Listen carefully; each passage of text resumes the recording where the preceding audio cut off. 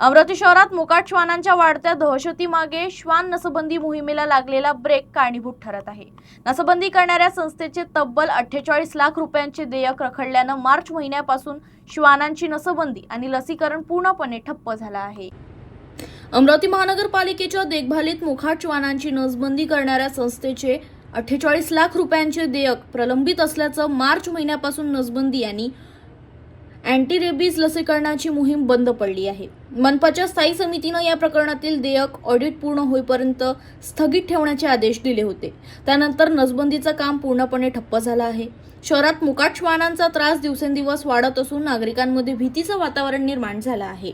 पशुवैद्यकीय विभागाच्या माहितीनुसार गेल्या 4 वर्षात केवळ सुमारे 4000 श्वानांची नसबंदी करण्यात आली आहे। महापालिकेकडे अद्याप श्वानांसाठी स्वतंत्र शेल्टर हाऊस नाही, तसंच मोकाट श्वान पकडण्यासाठी प्रभावी यंत्रणाही उपलब्ध नसल्यानं या समस्येवर कायमस्वरूपी उपाय होत नसल्याची परिस्थिती आहे।